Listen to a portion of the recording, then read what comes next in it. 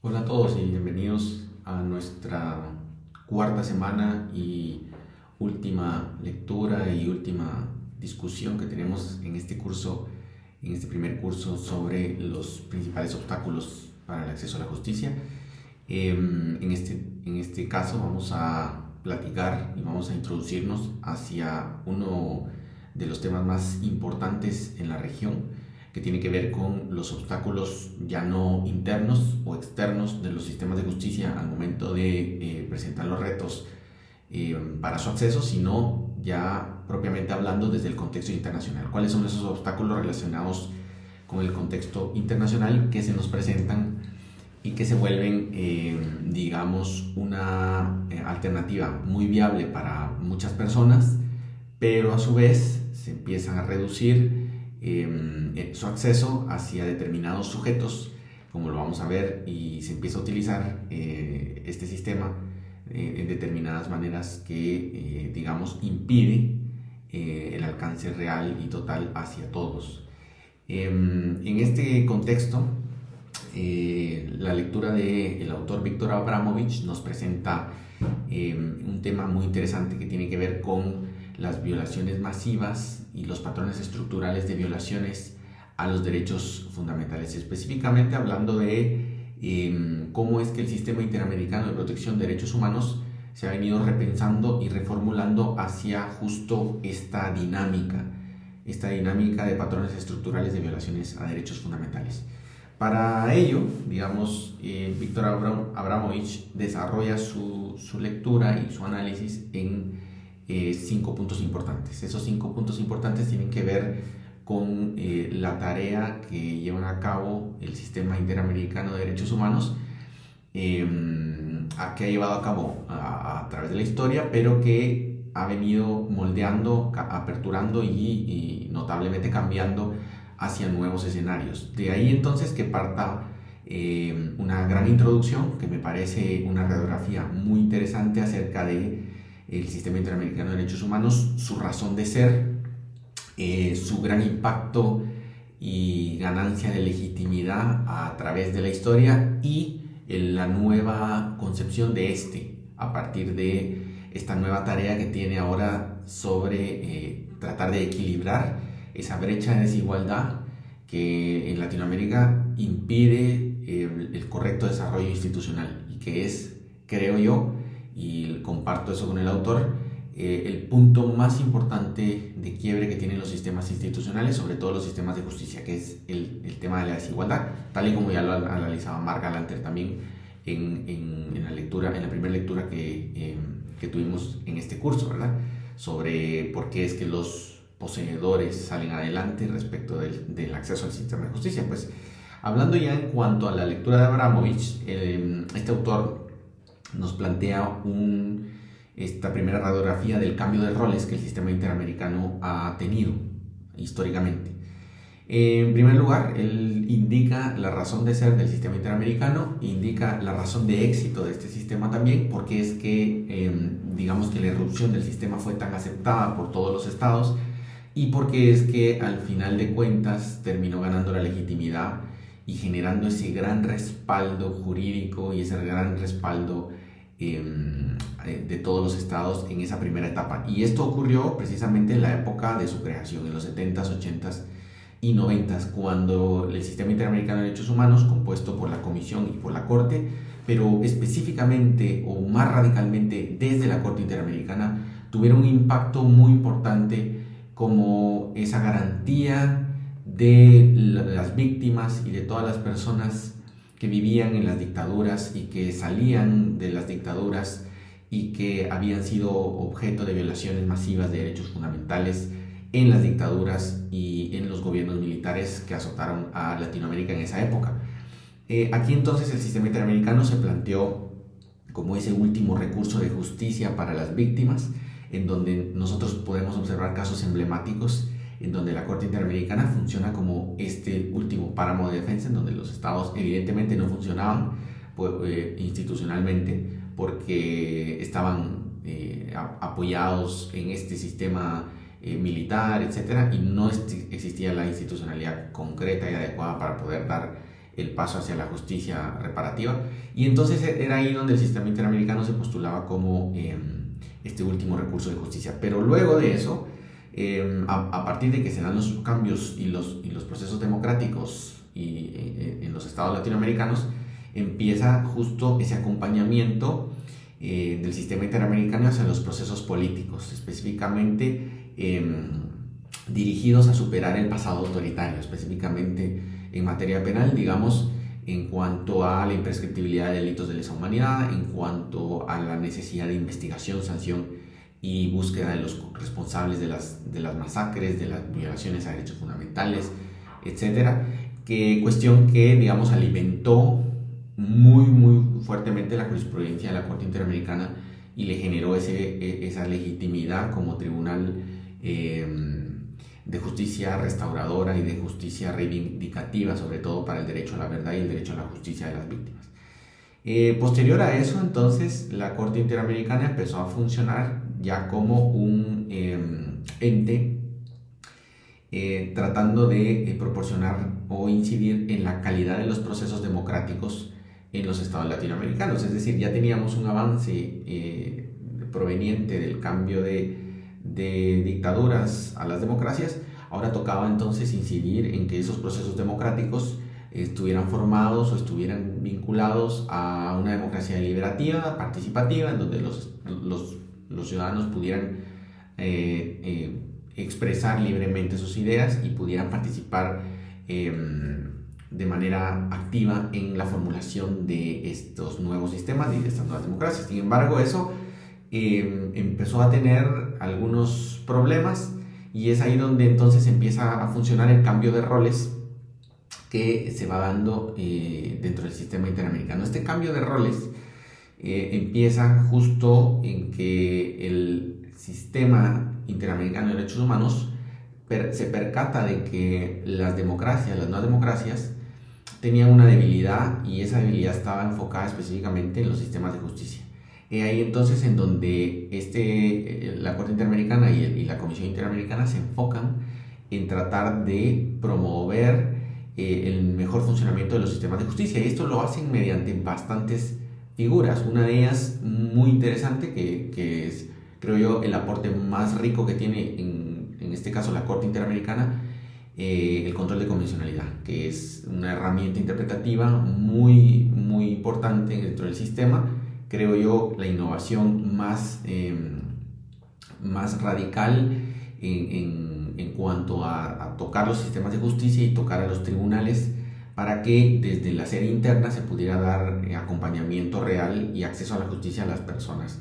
que acudían a estos sistemas. Eso, digamos, acompañado de otras cuestiones, como por ejemplo permitir o más bien ordenarle a los estados que se permitiesen demandas grupales o demandas de colectivos sobre derechos sociales, económicos, culturales y toda esta categoría de derechos difusos y derechos colectivos. Digamos que abrió muchísimo más la participación de estos grupos en los sistemas de justicia, y permitió también que los sistemas de justicia rompieran ciertos límites procesales que impedirían a grupos colectivos que regularmente habían sido olvidados acceder a procesos judiciales para reivindicar sus derechos. Ya vamos a hablar ahora más adelante de algunos ejemplos muy importantes sobre esa reivindicación, que siguen estando vigentes y que a la postre terminan por ser uno de los puntos que genera la debilidad del sistema interamericano. Ya lo vamos a ver ahora más adelante. Así también entonces el sistema interamericano acogió la idea de guiar las políticas públicas a través de, o la formulación de políticas públicas que solucionaran estos problemas estructurales a través de sentencias, a través de relatorías, a través de soluciones amistosas, informes específicos o informes temáticos o informes específicos en países que pudieran en todo caso marcar una pauta a los estados de cómo ir actuando. Así entonces el sistema interamericano, y este es el segundo punto de la lectura, se fue convirtiendo en un escenario de activismo transnacional, y eso me parece fue o es, mejor dicho, un elemento importante, porque genera la necesidad del Estado de estar en constante contacto con el sistema interamericano, pero también genera la necesidad de que existan sujetos y que existan organizaciones que se preocupen por este contacto estatal con el sistema interamericano y que a su vez participen y tengan muchísima más voz dentro del sistema interamericano. Así entonces, organizaciones no gubernamentales, organizaciones sociales, empezaron a tener muchísima más relevancia en este mundo del sistema interamericano de derechos humanos y empezaron a verlo desde una perspectiva interesante en donde podían llegar a revertir situaciones de desigualdad o situaciones de escasa participación nacional en esas esferas. Es decir, que las organizaciones sociales empezaron a entender que si llegaban al sistema interamericano de derechos humanos, el sistema interamericano les daba el empuje necesario para poder actuar luego en sus países y en sus esferas nacionales. Y eso también empezó a reflejar, digamos, una intervención indirecta del sistema interamericano en los procesos políticos y democráticos de todos los estados latinoamericanos, lo que a la postre empezó a generar tensiones justo con los gobiernos, ¿no? Porque los gobiernos empezaron a resentir ese activismo del sistema interamericano o esa permisión de activismo que el sistema interamericano canalizaba hacia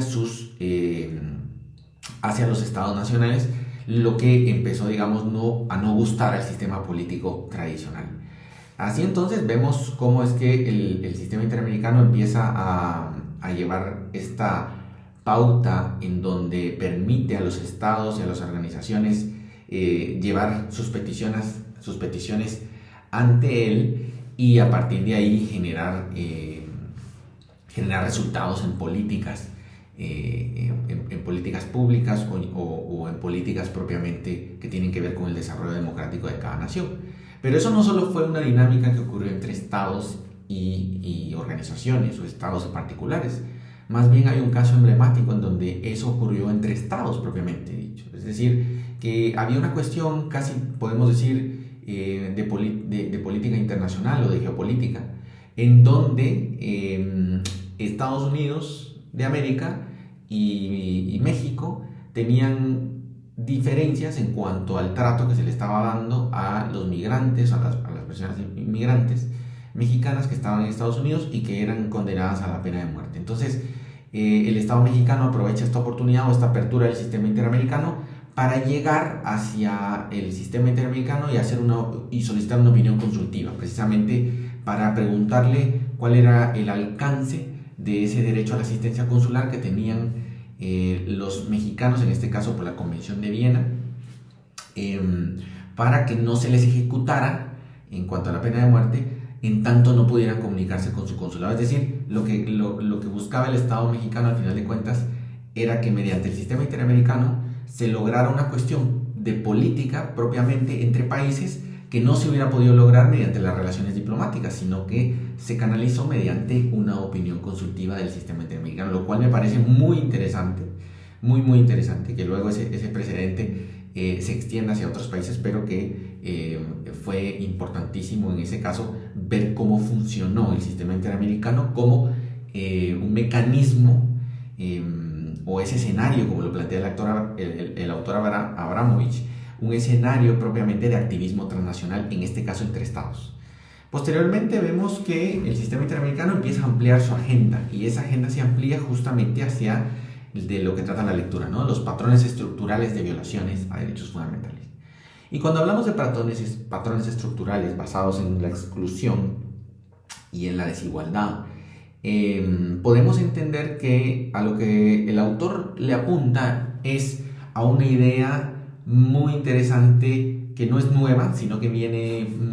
propiamente desde, o se puede percibir desde la Constitución de Weimar de 1920, en la famosa Constitución Social, el constitucionalismo social, y es justamente la idea de entender a la igualdad no solo como una igualdad formal, sino como una igualdad material o sustancial, es decir, no solo como una igualdad de tipo de un trato igualitario hacia todos, o de un mandato de abstención a los estados a no generar tratos desiguales, sino en todo caso determinar una igualdad material o sustancial que vaya y solucione aquellos casos de personas que por sus condiciones o por el grupo al que pertenecen requieren tratos diferenciados y que esos tratos diferenciados no impliquen una desigualdad hacia otros. Es decir, la igualdad sustancial, como clásicamente se entiende, trato igual a los iguales, trato desigual a los desiguales. Ese nuevo cambio de pensamiento que presentaba Abramovich en el sistema interamericano generó una serie de precedentes en donde se empieza a plantar el sistema interamericano, a plantear la idea de que su jurisprudencia, sus opiniones, sus informes temáticos tienen que ir dirigidos hacia recordarle a los estados que no basta con la obligación pasiva o la obligación negativa de abstenerse de hacer cuestiones desiguales o de emitir leyes desiguales. Es decir, que no basta con que el Estado garantice no generar desigualdad, sino que a pesar de eso el Estado tiene que garantizar un mandato positivo, tiene que garantizar una condición de actuación, y esa actuación dirigida a detectar dónde hay desigualdades y a partir de detectar dónde están, generar equiparaciones, es decir, generar tratos diferenciados que a la postre generen la equiparación entre grupos históricamente desiguales. Y esto ha tenido muchos desarrollos, esta concepción de la igualdad, pero creo yo el desarrollo más importante y que en Guatemala tiene, en Guatemala, en México y en estos países de la región que sufren socialmente este flagelo, ha tenido muchísima relevancia, y es el tema de la violencia contra la mujer, ¿sí? En casos emblemáticos en donde la Corte Interamericana ha señalado no solo la necesidad de investigar, de reparar, de encontrar a los responsables, sino más allá de eso, de generar medidas positivas que vayan y que cambien el discurso, que logren una educación social y que promuevan la igualdad de condiciones. Y ahí surgen leyes como la ley contra el femicidio o las leyes contra el feminicidio y las leyes de violencia contra la mujer, que provienen de mandatos de la Convención de Belén do Pará, pero que la Corte Interamericana y el sistema va modulando para que los estados actúen en pro de y en mandato de prevención de estos fenómenos y de equiparación de condiciones, y no solo en respuesta de las violaciones cuando ya han ocurrido. Asimismo, este rol activo del sistema interamericano generó obviamente estas acciones de índole afirmativo que empezaron a tener rebote en otros fenómenos, y uno de los más importantes, pero que precisamente se conecta con el último punto de la lectura, es el tema de los pueblos indígenas y los derechos de los pueblos indígenas. Esto que en la región centroamericana es muy fuerte, específicamente en Guatemala, en el caso de que somos un país cuya población indígena supera el 60%, entonces generó que la Corte Interamericana empezara a adoptar estas pautas de políticas públicas que los estados tenían que adoptar para garantizar los derechos de estas comunidades y de estos colectivos. Sin embargo, estas políticas empezaron a tener cierto resentimiento y cierta tensión en los actores nacionales, específicamente los actores económicos que constantemente influencian o tienen influenciado al sistema institucional. Y esa tensión entre estas decisiones de activistas o que tienden al activismo de parte de la Corte Interamericana en determinadas materias o políticas públicas empiezan a generar la tensión que culmina en ese riesgo de pérdida de legitimidad del sistema, que es justamente como va concluyendo Abramovich, que dice: el sistema interamericano ganó toda su legitimidad en el periodo en donde fue el soporte esencial de los estados latinoamericanos que salían de las dictaduras, pero que poco a poco, a raíz de que empieza a hacer este cierto activismo respecto de los derechos sociales y sobre todo respecto de estas violaciones y patrones estructurales, empieza a recibir los embates de los estados que se niegan, precisamente porque son estados cuya institucionalidad sigue siendo fuertemente influenciada por otros grupos de poder, ¿no? Entonces vemos cómo ya los estados empiezan a ciertamente no rechazar, sino resistir la aplicación directa de los mandatos que el sistema interamericano le va dando y de las líneas que el sistema interamericano va demarcando, y empieza a poner barreras para ello. Y una de ellas es, por ejemplo, el margen de apreciación que muchos estados han venido aduciendo al momento de cumplir o de llevar a cabo el cumplimiento de las sentencias. Por ejemplo, como Venezuela y República Dominicana, o como el caso de Uruguay en el tema del caso Gelman versus Uruguay, en donde precisamente es una cuestión de democrática que se pone como excusa para, o como forma de resistencia para el cumplimiento de una medida ordenada por el sistema interamericano. Estos panoramas, que a la postre son la radiografía actual del sistema interamericano, nos permiten entender una cosa esencial, y es que el sistema interamericano tiene que entender, o a esa conclusión va llegando Abramovich, tiene que entender las dinámicas en las que se mueven los estados latinoamericanos en sus contextos nacionales, y en el entendimiento de esas dinámicas está el punto medular para que el sistema interamericano no pierda la legitimidad, o no termine de perder la legitimidad que tiene, y por otro lado que genere y logre cambios directos en los estados nacionales. A partir de ahí, este tema es inmensamente rico, inmensamente grande,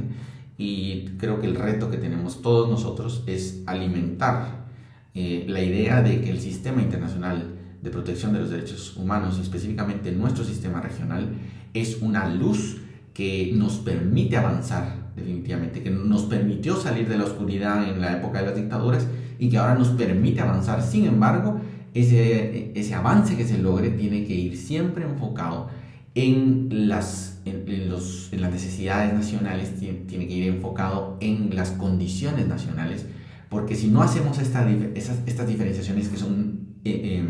son vitales en los temas, evidentemente, donde se pueden hacer, porque hay otros que no admiten diferenciación, pero si no hacemos estas diferenciaciones culturales,